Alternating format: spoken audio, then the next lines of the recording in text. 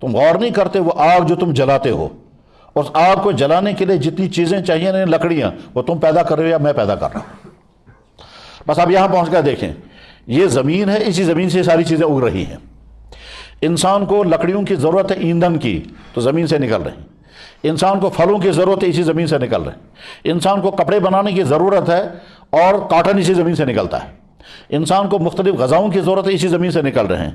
انسان کو بیج چاہیے، وہ بیج جس میں سے تیل نکالنا ہے، وہ سارے بیج اسی زمین سے نکلتے ہیں۔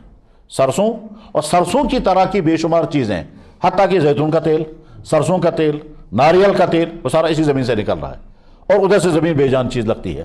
تو اسی زمین سے ساری چیزیں نکالی جا رہی ہیں۔ اسی زمین سے وہ درخت نکلتے ہیں جن درختوں کو ہم جلانے کے کام استعمال کرتے ہیں۔ افرأیتم النار التی تورون، اچھا، آگ کی خاصیت یہ ہے کہ ہر چیز کو جلا دیتی ہے، لیکن یہ بھی اللہ کا عجیب نظام ہے۔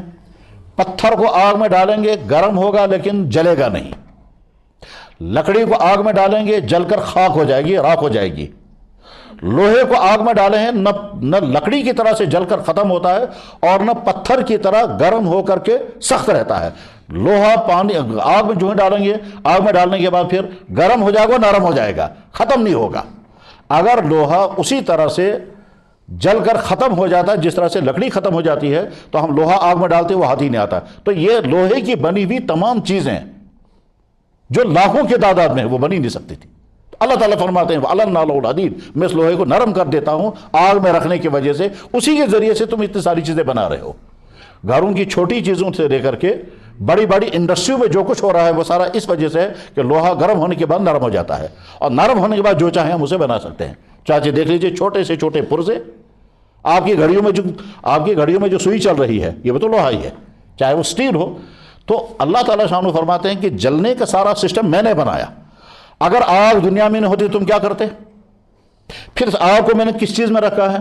کہتے ہیں کس طرح سے آگ مہیا ہو جاتی ہے؟ پتھر کو پتھر پر ماریں گے تو آگ نکل آئے گی، چکماک کے ذریعے سے آگ پیدا کرنا۔ کچھ درخت بھی ایسے ہیں، درخت کو درخت کے ساتھ ٹکرائیں گے تو آگ نکل آئے گی۔ یہ اندر سے آگ کیسے نکلی؟ اور اگر ہم اس کو سمجھنا چاہیں تو ہاتھ پر رگڑیں گے تو تھوڑی دیر میں ہاتھ کے اندر گرمی آ جائے گی۔ یہ گرمی کہاں سے آتی ہے؟ تو اللہ تعالیٰ فرماتے ہیں افرأیتم النار التی تورون، تاکہ اس آگ کو تم نہیں دیکھتے جس کو تم جلاتے ہو، انتم انشأتم شجرتها ام نحن المنشئون، اس کے یہ جو درخت تم جلا رہے ہو یہ تم پیدا کرتے ہو یا میں پیدا کرتا ہوں۔ نحن جعلناها تذکرۃ، یہ سارا میں نے تمہارے لیے نصیحت کی چیز بنایا، اس کے بعد تو تم مان لو کہ میں تمہارا خالق ہوں۔